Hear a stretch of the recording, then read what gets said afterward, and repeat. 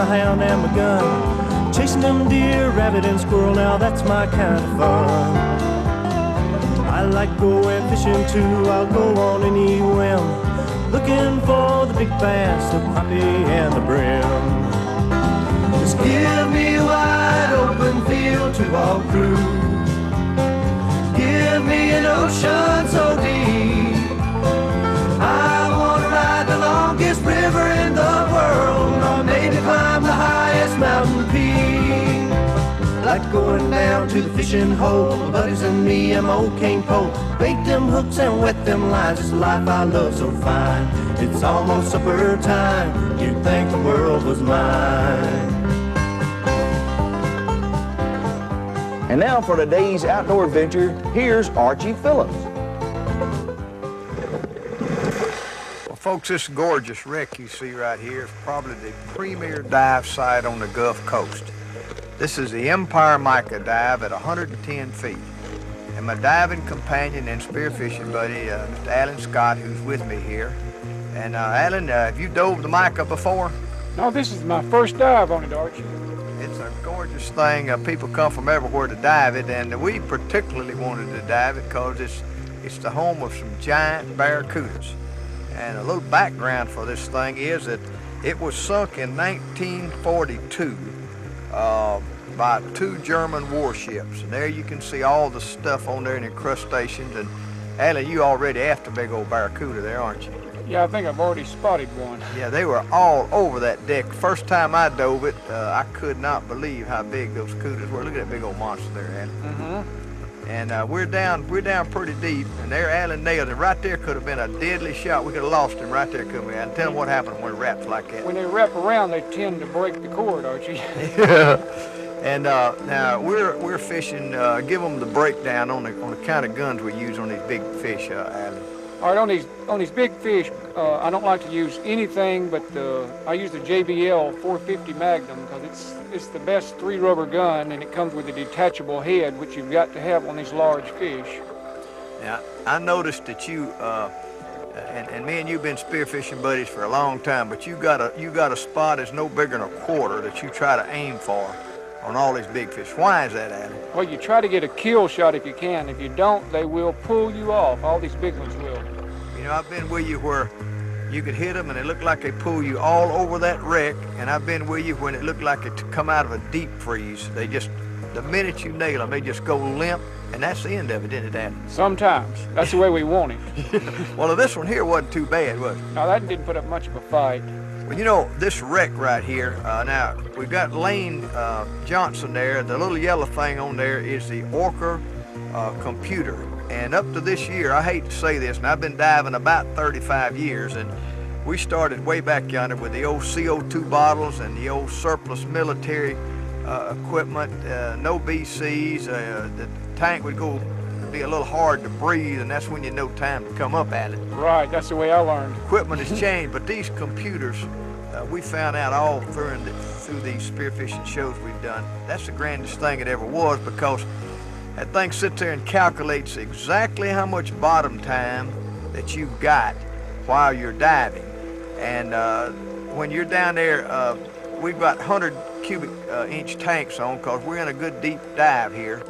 And we will always have more air than we've got bottom time. Right. And so with this computer, if we were shooting higher fish, we could ease up off the bottom there and spear a few amberjacks and still be within our time frame according to the computer. What do you think about it, Alan? Did you enjoy using them this year? Yes, this is my first time too, and it really come in handy. It's a lot safer this way. Alan, you've had a case of the bends anyway. You know about that stuff. I know about it. That's why I like this computer. It keeps you in the safe bounds there. Now, on the big guns here, this is when you lose or spear your fish and you got to reload, and that's what you're doing there now, I think, Al. Mm-hmm. You've got to be efficient, and it helps some for you to practice on top, loading and stringing that thing, because it gets all over you down the cord and everything, doesn't it? Right. Now, is that one that Lane shot right there? Is that one of Lane's barracudas? I think it is. He did get one on this one, yeah. Yeah. They were all over that deck, and You know, the interesting thing about this Mica is a lot of people didn't even know that ship was out there till way after World War II, because the propaganda, they didn't want them to know that the subs had been out there in our water. They was all up and down the Gulf Coast.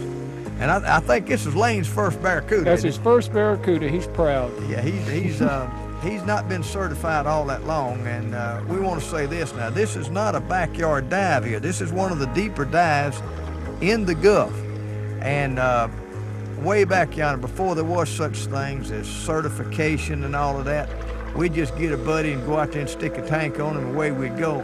Folks, that ain't the way to do it. You go to your local dive shop and you learn. Now, right there, excuse me, Alan, that's the big old prop that was on the deck. You know, it was sitting up there, and a lot of folks wonder what's there. That, I guess they all carried a spare with them, or this was wartime. So maybe I don't know whether they do it now or not, but maybe they did carry a spare prop with them in case you needed to make repairs at certain places. That thing is huge. It is huge, and notice all the growth and the gorgeous little old fish that's all in there. This thing now, it doesn't matter whether you spearfish or not. A lot of people like to go down there and just look at all the pretty little old fish, swim down through the middle of this thing. I mean, it's busted all to pieces. You can see these holes where them torpedoes just done a number on it. And another thing we ain't even talked about, you see those fellas trying to swim? There's a tremendous current. This is a brass prop that Laney Reinhardt got off of the ship way back about 15 years ago. I bought the lifting bags for it, and A.C. Smith is the one that made the directional charge that blowed it off. And it's at Andrews, it's at the marina there at Captain Anderson's, right in front of the restaurant. Any of you down in Panama City want to go by and look at it. But it was on the back end back there, and with about an 18-inch stainless steel shaft. I mean, it's a monstrous thing. And we're just loaded with gorgeous fish. Look at them pretty spade fish there, Adam. Yeah, there's a lot of them. And these wrecks, believe it or not, your wrecks, what they are is an oasis in a desert. Whenever you have some structure sitting up off the bottom, all the little plankton get around it, and then the barnacles, and then the little fish that live off of them get around it, and then the other fish get around it, and before long the bigger fish and the fish that lay out around the wrecks, which is your amberjacks and your king mackerel and Spanish mackerel and all, they're in there. You get down in here, that's where a torpedo went through there, and I mean, it did a number on that ship. Look at all that wreckage, Adam. Yeah, it just looks like a junkyard. Now, these small fish that y'all see, those are down there because the wreck's there, and that's why the snappers are in there and the groupers and all that, and they get all down inside those wrecks, and so it's just a gorgeous place, and it has a lot of fish. See all the snappers and all the reef fish there.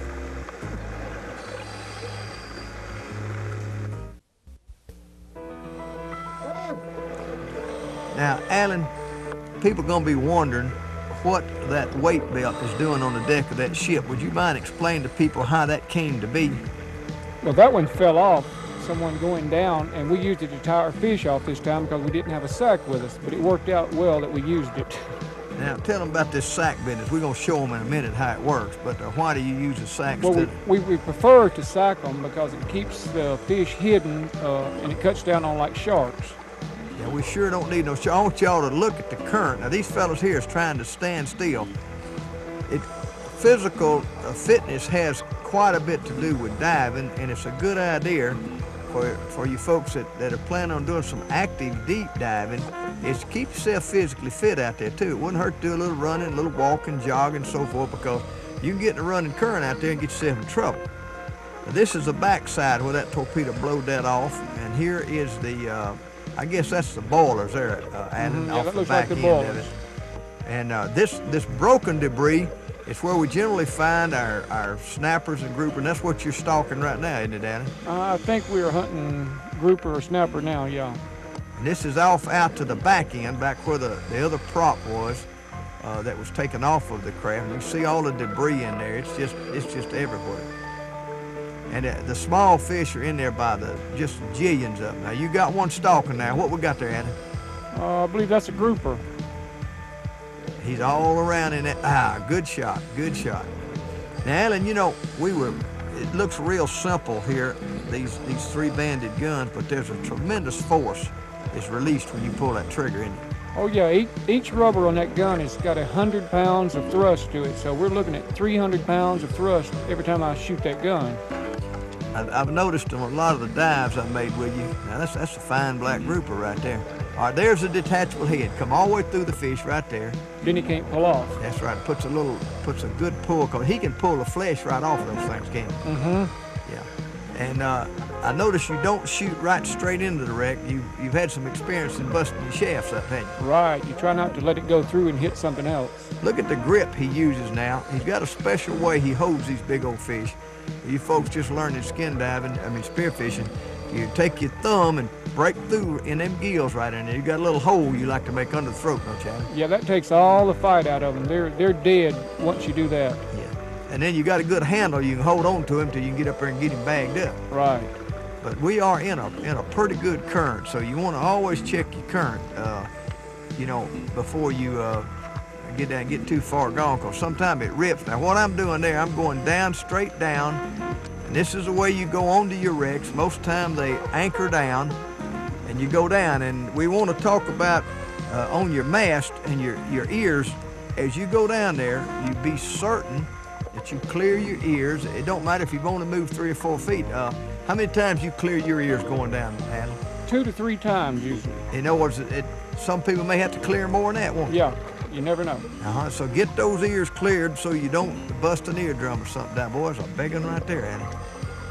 I believe you're gonna stalk him or he's gonna stalk us. I don't know which one. Now you gotta be careful in these big barracudas because their teeth are razor sharp, and that throat deal is the best way to get them into that once you get them up close. Now with the new BCs and regulators and all, they have the double regulators there for you called an octopus, and you can just if one of your buddies gets in trouble, he can just come over to you. And that's things you learn in these classes you go through. Don't panic a man down on the bottom like that, because you got plenty of air. All you got to do is get that octopus out, which is a spare regulator, and you can breathe out of his tank, and you can both go on up there.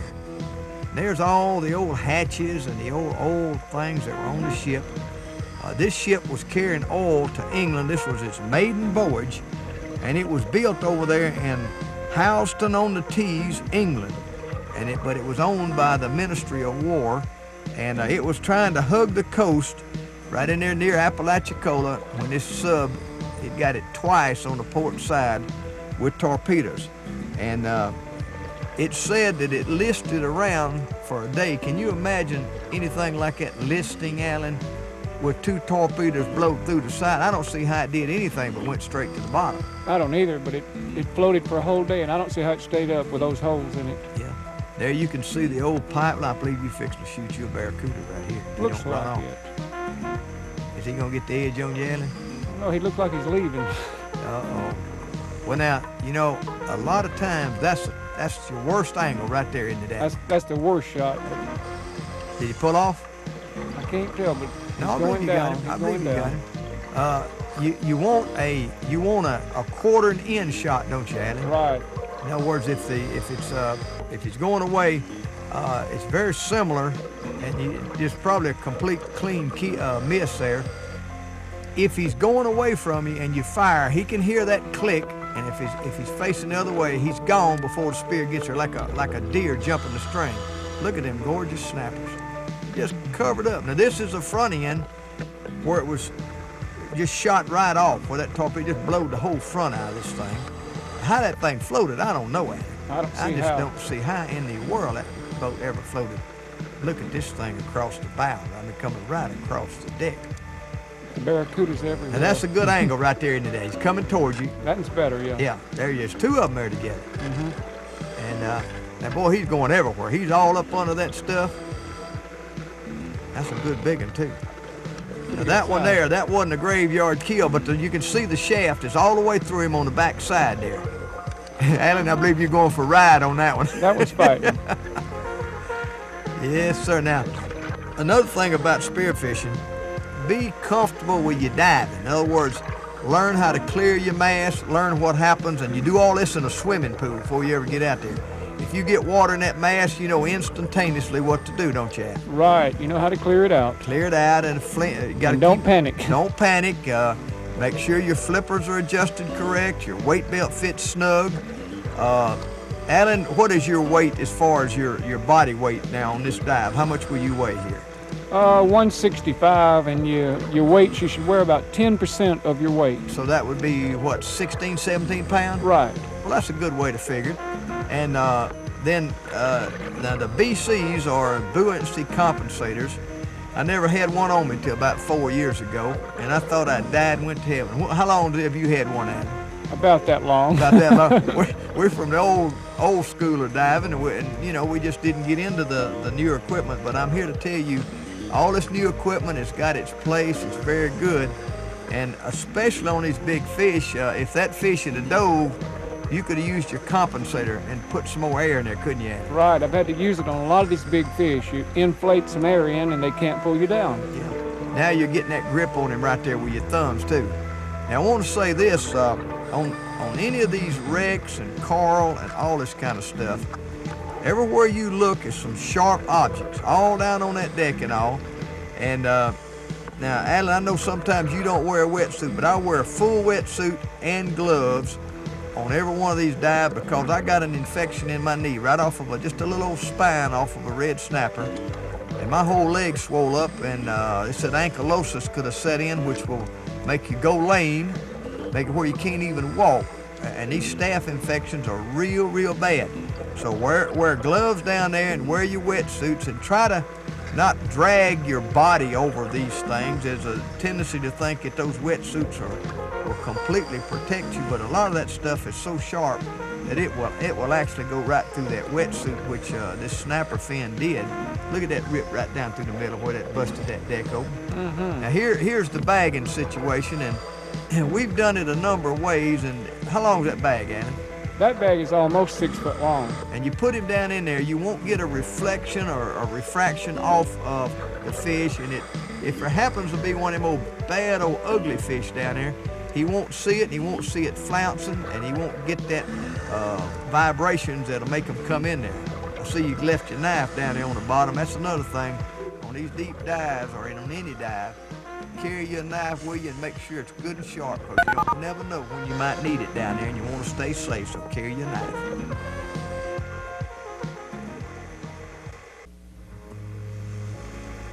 Well, now, Alan, while you was out there spearing them big old barracudas, they was some of the most good. So see little butterfly fish, and this is my favorite fish right here. This is the queen angel fish.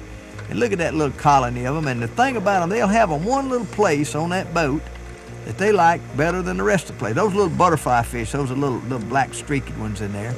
And they seem to get in the same kind of places as the queen angel. And you'll notice they'll leave out and they'll come back, and they'll leave out and they'll come back. Now this wreck's been down since about 1941, and I don't know how long it takes a big wreck to finally eat away, but you can tell it's rusting pretty good.